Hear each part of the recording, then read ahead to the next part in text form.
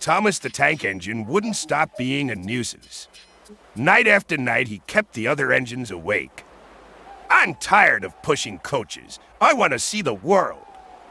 The other engines didn't take much notice, for Thomas was a little engine with a long tongue.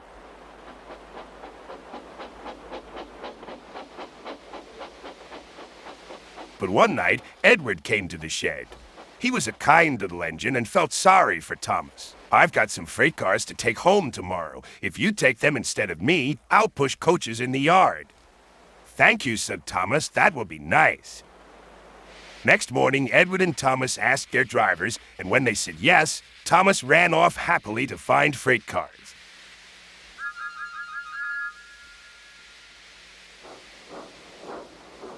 Now, the freight cars are silly and noisy. They talk a lot and don't attend to what they are doing. And I'm sorry to say, they play tricks on an engine who is not used to them.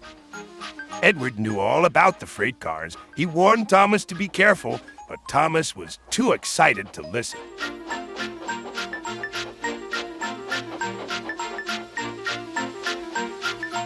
The shunter fastened the coupling, and when the signal dropped, Thomas was ready. The conductor blew his whistle. Beep, beep, answered Thomas, and started off. But the freight cars weren't ready. Oh, oh, they screamed. Wait, Thomas, wait! But Thomas wouldn't wait. Come on, he puffed. All right, don't fuss. All right, don't fuss, grumbled the cars.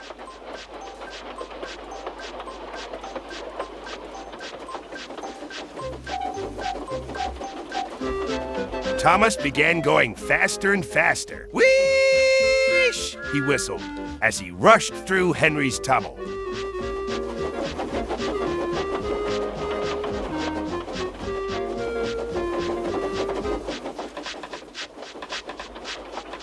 Hurry, hurry, called Thomas. He was feeling very proud of himself. But the cars grew crosser and crosser. At last, Thomas slowed down as he came to Gordon's Hill.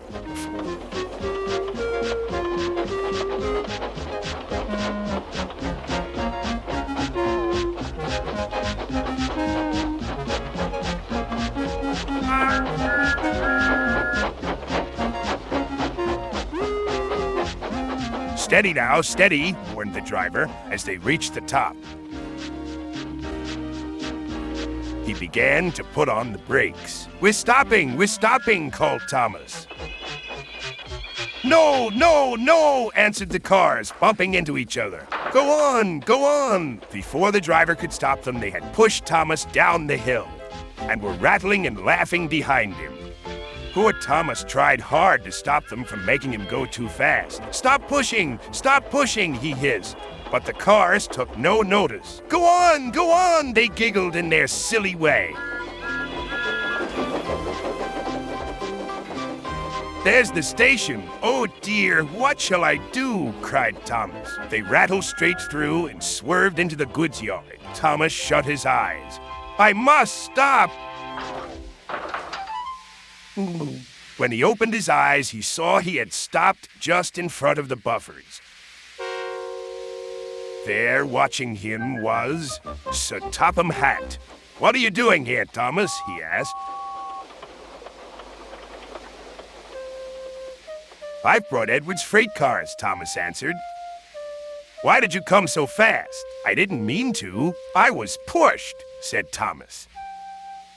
You've got a lot to learn about freight cars, Thomas. After pushing them about here for a few weeks, you'll know almost as much about them as Edward. Then you'll be a really useful engine.